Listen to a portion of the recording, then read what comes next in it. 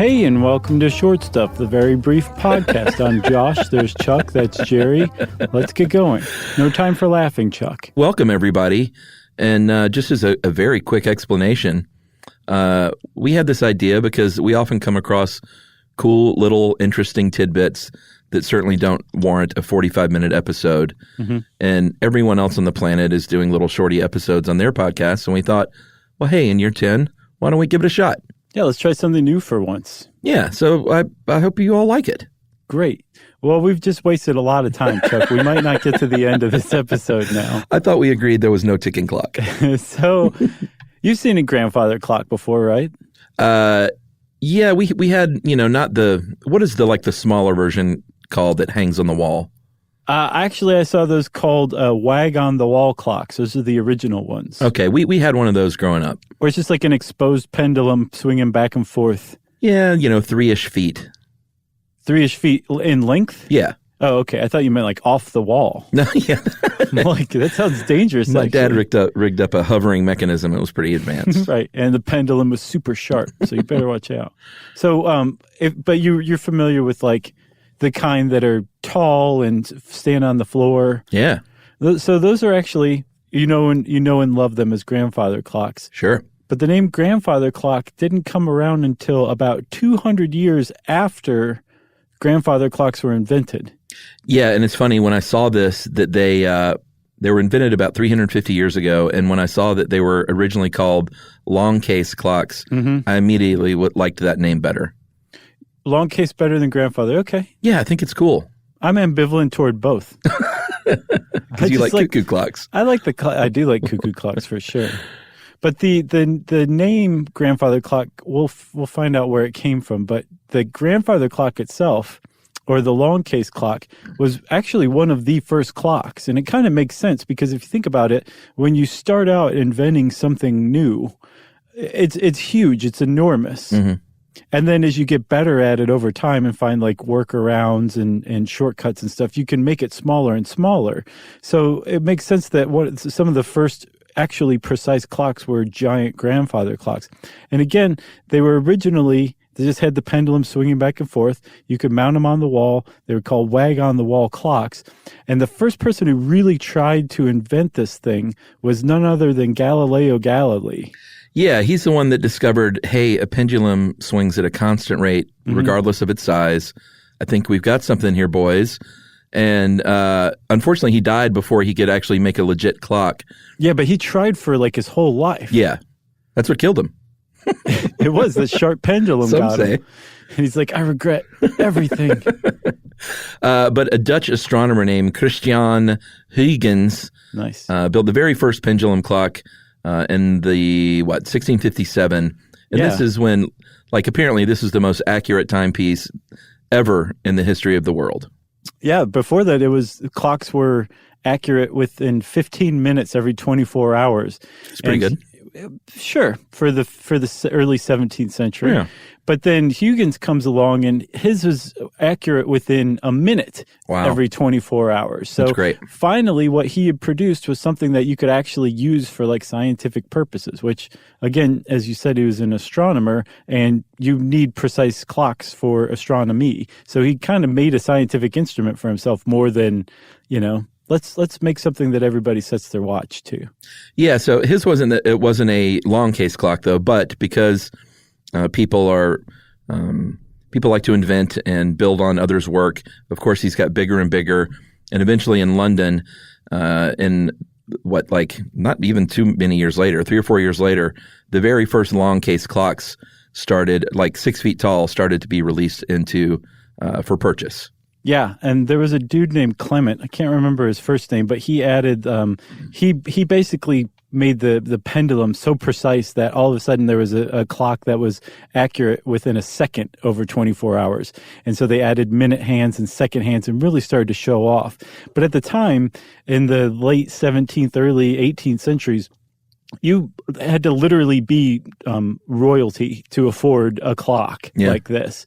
And then over time, again, as they figured out shortcuts and there were improvements in manufacturing, you just had to be somewhat rich to afford them. And they started to spread, and they started to kind of encase them in wood. They started really kind of tricking them out and everything. They made the pendulum look really beautiful. And then what you know and love as a grandfather clock really kind of was developed between, I think, up to about 1850, I think, right?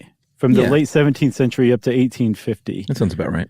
And then that was like kind of the golden age of the grandfather clock. And then they just stopped progressing. They said, this is perfect. This is the grandfather clock, although we don't call it that yet. And we're going to just leave it as is and say we're happy with this model. Yeah, so put a pin in that. And then we switch on over to the story of a man named Henry Clay Work, who was born in Connecticut in 1832. He was a musician, singer-songwriter, very emo, from what I understand. A little bit. I got that too. And it was back in the days when you would write like war songs. That doesn't happen much today unless you count like Toby Keith. Sure. Whatever work he's doing. Right. Whatever good work he's doing. But he was a champion of the North. And he had a song called Kingdom Coming, a pro-union ballad, which gave him a music contract with a publishing firm named Root and Caddy, or Caddy. And he started pumping out hits over like the next decade or so until hard times fell. He made some bad financial moves. Two of his kids died in the 1870s. And so his life, he kind of fell on hard times. But he would come back with a big, big hit called Grandfather's Clock. Right. And this is actually where the name Grandfather Clock comes from, is from this guy's song. And it's a pretty sweet song, actually. It's very sad. He basically sings about how his grandfather, his great-grandparents bought a long case clock on the day his grandfather was born. Yeah. What a great baby gift. Right, exactly. Here you go, kid. Maybe someday you'll be this tall. Who knows? Here's a long case clock and a whoopee. Right, exactly. Don't let it fall on you. But they bought, I guess now that you point it out, it's a weird baby gift, but sure. It was a great, sturdy, reliable clock, and it worked through the grandfather's whole life until the day he died. And the day that the grandfather died, the clock stopped as well, and it still hasn't worked since. Yeah, here's the lyric. My grandfather's clock was too large for the shelf, so it stood 90 years on the floor.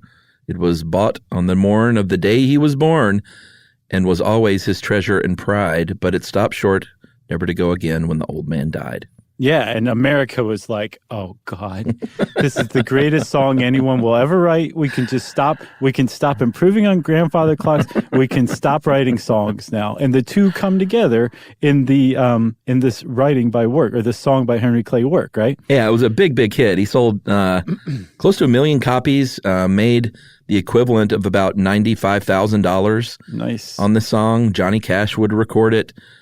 Prairie Home Companion spoofed it. I think Skrillex. Just kidding.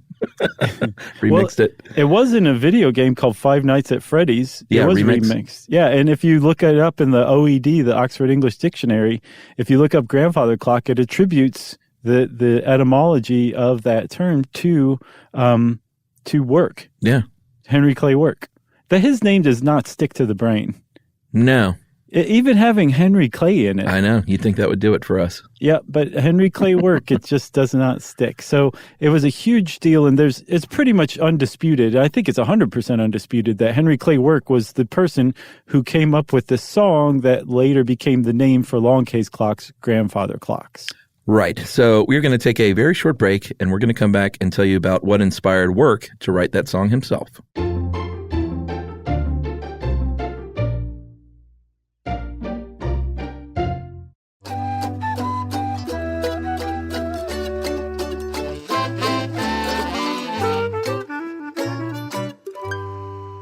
All right, Chuck, so that was a pretty good cliffhanger. I think so. Because you think, like, sure, Henry Clay Work came up with this song, and it had the effect of renaming the long case clock the grandfather clock. But any thinking person's brain is going to keep going and say, but wait a minute, where did Henry Clay Work get the inspiration for this song? And there's actually 2 stories for that. Yeah, so one of them is there's a hotel called the George Hotel the full name is the George Hotel of Piercebridge. Yeah, get it right. In North Yorkshire, England. And they said, and they still claim, that dude wrote this in the lobby. He stayed here in 1874, saw our long case clock, sat down, and started writing a song about it because our clock is frozen in time at 11:05 with a story that is likely what I call BS and what others would call folklore. Well, I don't. If it's not BS, then I would say yes. These people they have the claim to inspiring the Henry Clay Work song because it has basically the same story. There was a clock bought for the hotel owner's sons, and when the first son died, the clock started to slow, and when the second son died, it stopped altogether. Yeah. And if Henry Clay Work stayed at that hotel, heard that story in 1874, ipso facto, it's done. But yes, there is a lot of people are like, those people are lying through their teeth. And they people in their town won't speak to them, actually, because they so detest the lie. That's right. And the other version of the story, of course, has to do with the family, but not his family, his wife's family, Sarah Parker. Mm-hmm. They said, no. We have the clock. And then he wrote the song about our clock. And he wrote it because, he married our daughter, and we have this great long case clock that belonged to Sarah's grandfather, mm-hmm. and it really has nothing to do with a haunted clock that stops when people die. Right, but it doesn't work anymore. Sure. So, there you go. And then when people ask the family, do you have the clock? They just say, yes. And then leave it at that. All right. And there's our story. I've got one more thing. There's actually different. So a grandfather clock is 7 feet. Yeah. A 6-footer is called a grandmother clock. Okay. 5-footer is called a granddaughter clock. That's cute. So there you go, Chuck. And anything shorter is called you're not even a family member clock. That's right. I guess that's it. Yeah. If you want to find us, you can find us on the web, and we're both at stuffyoushouldknow.com. So look us up. And we'll see you next time, right? That's right.